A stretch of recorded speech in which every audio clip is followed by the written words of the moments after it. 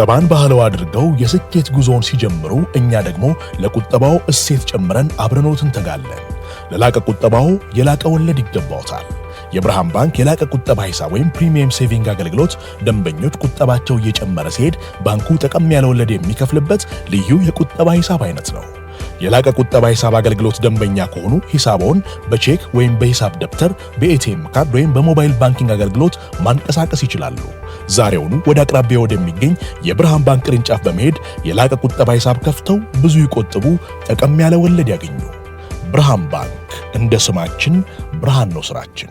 የበርናርዶ ሲልቫን ጉዳይ ተመለከተን። ከዛው ከስቲ ሳንወጣ ደግሞ የሃላንድን ጉዳይ እናንሳ። ኤርሊንግ ሃላንድ እንግዲህ በክፍት ጨዋታ ግብ ካስቆጠረ ረጅም ጊዜ ሆኖታልና ይህንን ጉዳይ እንመልከት። በእርግጥ ባለፈው ግብ አስቆጥሮ ነበር ማለት ይቻላል አይደል? ዶሚኒክ ሶቦዝ ላይ ፋውል መስራቱን ተከትሎ ነው የተሻረው። ይህንን ጉዳይ እንመልከተው። እንግዲህ አሁን ግቦችን ያስቆጠረ አይደለም የሚገኘውና ጥሩ ጀምሯል፣ ግን ደግሞ ጥሩ አልቀጠለም። በተለይ ደግሞ አስፈላጊ በሚባሉት የማንቸስተር ሲቲ ጨዋታዎች ላይ ግቦችን ያስቆጠረ አይደለም የሚገኘውና ይህንን ጉዳይ እናንሳ። ድካም እየተሰማው ነው ወይ የሚለውን እንመልከት። ልክ ነው። የተጫዋቹ ራሱ በቀደም ከሊቨርፑል እና ከማንቸስተር ሲቲ ጨዋታ በኋላ ተናግሯል። በዚህ አመት ብሏል። ያው በዚህ አመት ስፔሲፊክ ነው 2026 ከገባ በኋላ ጥሩ እየተጫወትኩ አይደለም አውቃለሁ። እሱን ጎል አለማስቆጠር ብቻ ሳይሆን ጠቅላላ ፐርፎርማንሴ ጥሩ እንዳልሆነ አውቃለሁ ብሎ አምኗል።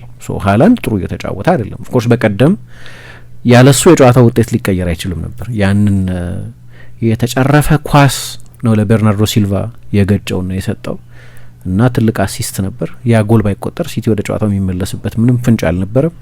ጨዋታውም ላይ እንደዛ አልነበረም። ሁለተኛ ያቺን የፍጹም ቅጣት ምት በጣም ትልቅ ኃላፊነት ያለበት የፍጹም ቅጣት ምት ነው። ሲዝን ዲፋይኒንግ የፍጹም ቅጣት ምት ነው። ያንን የፍጹም ቅጣት ምት ባያስቆጥር ኖሮ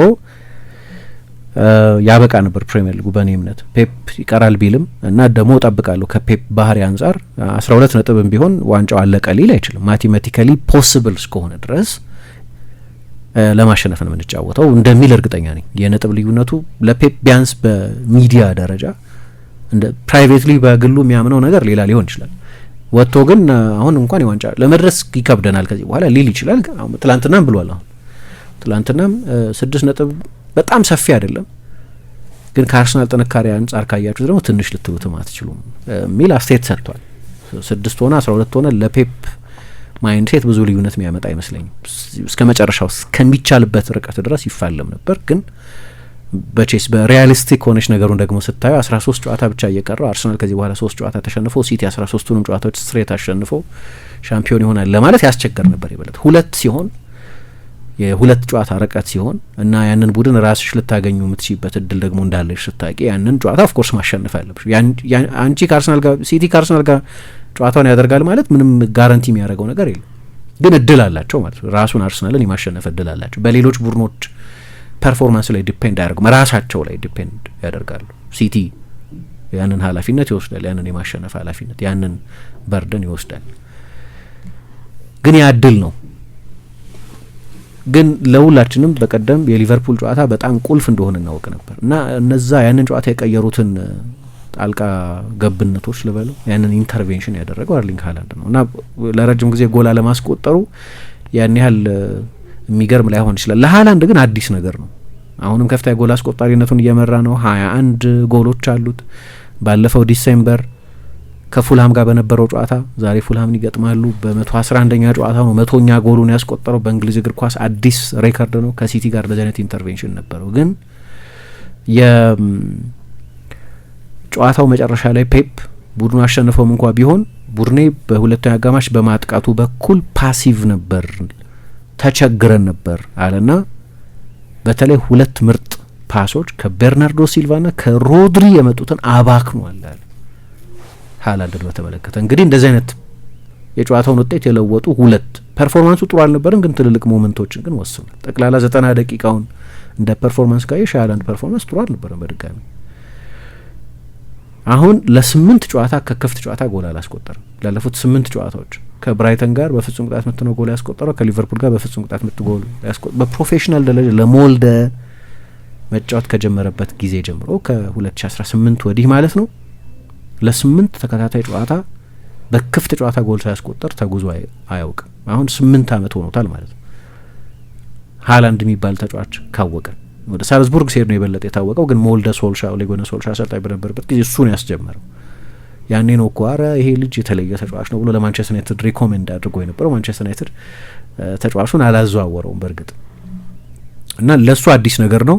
እሱም አዲሱ አመት ከገባ በኋላ ጥሩ እየተጫወትኩ አይደለም፣ ጎል እያስቆጠርኩ አይደለም፣ አውቃለሁ መሻሻል እንዳለብኝ፣ የበለጠ ዲሳይሲቭ መሆን እንዳለብኝ አውቃለሁ ብሏል።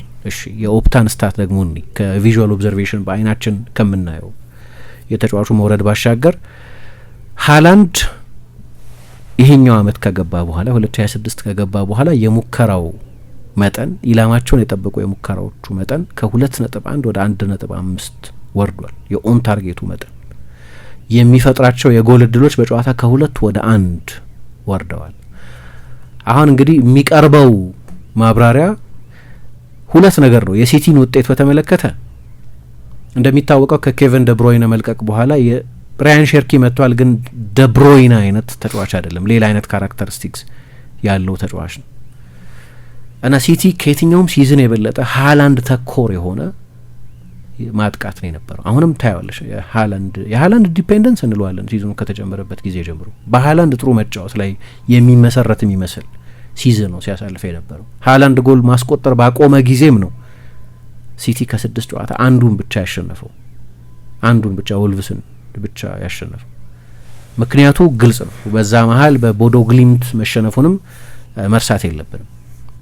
በሃላንድ ፎርም ላይ ጥገኛ ከሆንሽ ሃላንድ ልክ እንደ ማሽን በየጨዋታው 2-3 ጎል ማስቆጠር ሲያቆም ቡድኑ መቸገር ይጀምራል።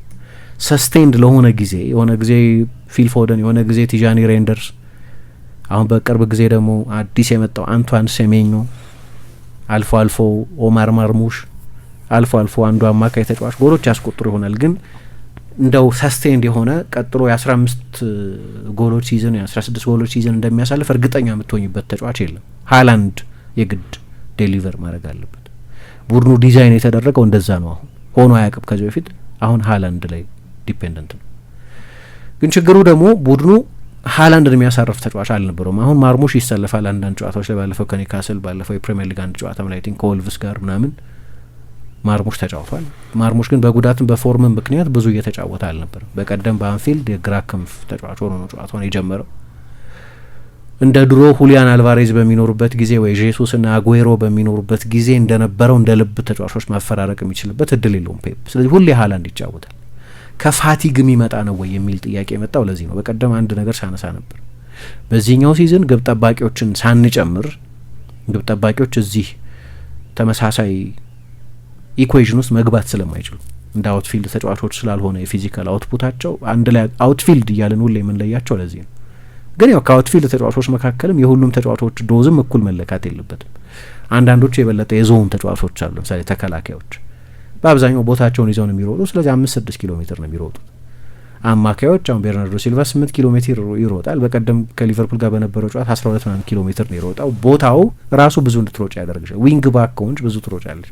እሱም ራሱ ኮንቴክስት ያስፈልገዋል። ግን በዚህ ውድድር ዘመን በጠቅላላው ግብ ጠባቂዎችን ከጨመርን 12ኛው ብዙ ጨዋታ የተጫወተው ተጫዋች ነው ከሁሉም የፕሪሚየር ሊግ ተጫዋቾች፣ ከ300 ምናምን የፕሪሚየር ሊግ ተጫዋቾች 12ኛው።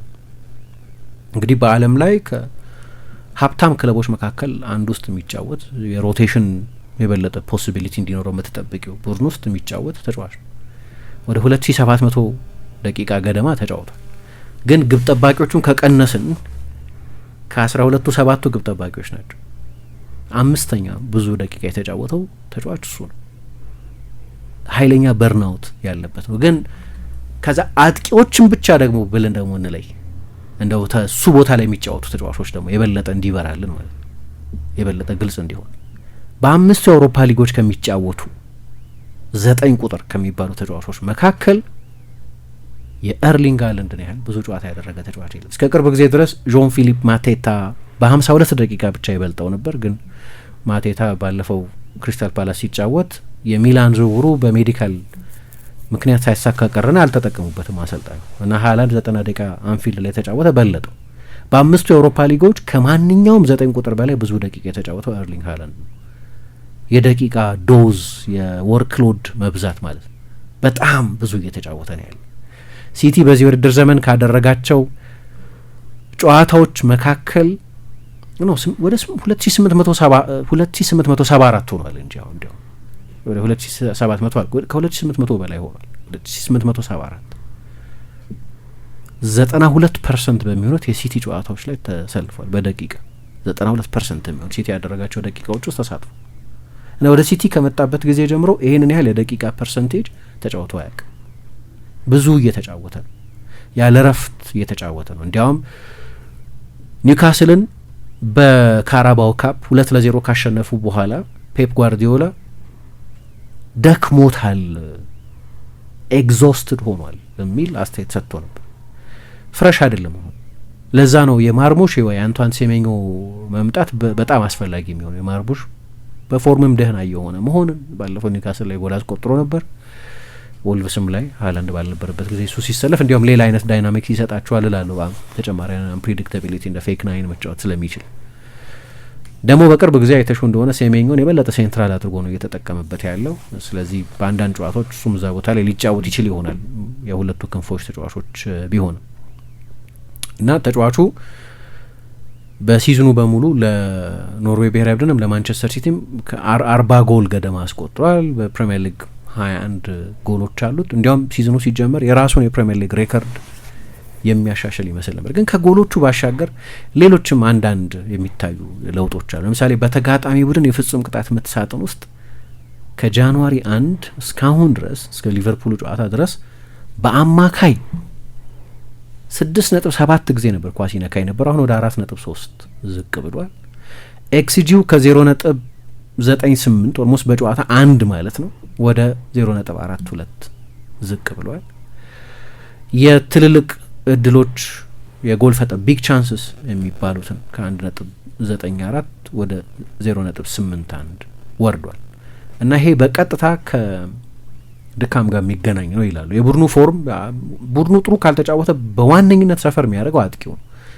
በተለይ ደግሞ እንደ ሃላንድ አይነት ከፍተኛ ሰርቪስ የሚፈልግ ተጫዋች ሲሆን በቡድኑ ጥሩ መጫወት ላይ የተመሰረተ ነው። ሲቲ በሱ ጎል ማስቆጠር ላይ የተመሰረተ ነው ካልን በዛው ልክ ደግሞ ሃላንድም በሰርቪስ ላይ የተመሰረተ ተጫዋች ነው። ቡድኑ ጥሩ በማይጫወትበት ጊዜ እነዚህ ቁጥሮች ሊዋዥቁ ይችላሉ። ግን ሃላንድ አንድ የሚሰጥሽ ጋረንቲ በየትኛውም ስትራክቸር ውስጥ በማንኛውም ሊግ ውስጥ በራሱ በኖርዌይ በሀገሩ ሊግ በኦስትሪያም በጀርመንም በእንግሊዝም ያሳየው ኮንሲስተንት ጎል አስቆጣሪ መሆኑ ነው። በዚህ አመትም በድጋሚ ይሄንኑ በሚገባ እያደረገ ነው። በምንም ሁኔታ መጥፎ ሲዝን ሊባል አይችልም። የሚገርም ሲዝን ነው በጠቅላላው እያሳለፈ ያለው። ግን ድካም ያለ ይመስላል እና ፔፕም አንዳንድ ጊዜ እኔ አላቅም ለምን ለምሳሌ ከኤግስተር ሲቲ ጋር እንዳሰለፈው ማብራሪያ የለኝም። የሊጓን ቡድን ነው። ዲቪን ሙካሳ የሚባለውን ወጣት ተጫዋች ብታሰልፊ የምታሸንፊው አይነት ጨዋታ ነው። ግን ፔፕ እዛ ጨዋታ ላይ ቢያንስ 10 ደቂቃ አጫውቶታል እና አንዳንድ ጨዋታ ላይ እንግዲህ በቂ አማራጭ ማጣት ሊሆን ይችላል። ግን ፔፕም በቂ ሮቴት ያደረገው አይመስለኝም እና መዛል ታይበታለሽ። በእርግጥ የበቀደሙ ጨዋታ በስነ ልቦና በኩል በኢሞሽን በኩል የሚያመጣው ተጽዕኖ በጣም እንዲያውም በቀደም ክሪስታትን ምን ሲል እንዳትሳሳቱ ሃላንድ ወርዷል እያላችሁ፣ ምክንያቱም በማግስቱ ሀትሪክ ይሰራና ምን ነበር ያልከው ምናምን ሊላችሁ ይችላል። ስለዚህ መቼም ሩል አውት አታድርጉት የሚል አስተያየት ሰጥቷል። ግን ብዙ እየተጫወተ መሆኑ ግልጽ ይመስለኛል። ሲቲን ባለፈው ሲዝን ስለመዳከማቸው ስናነሳ ከ2017 ጀምሮ እስከ 2024 ድረስ በዓለም ላይ ብዙ የማች ዴይ ስኳድ ውስጥ የተካተቱ 10 ተጫዋቾችን ብትወስጂ 7ቱ የሲቲ ተጫዋቾች ናቸው። 8ኛው ሪያድ ማህሬዝ ነው፣ ወደ ሳውዲ ሄዶ ስለነበር በጊዜው የሲቲ ተጫዋች አይባልም ነበር እንጂ እና አንዳንዶቹ ተጫዋቾች እንደዚህ ነበር ነው አጋጥሟቸዋል። አምና ሃላንድም ብዙ እየተጫወተ ነው፣ ግልጽ ነው። ምናልባት ፐርፎርማንሱ ከዛ ጋር የተገናኘ ሊሆን ይችላል ባለፉት ጥቂት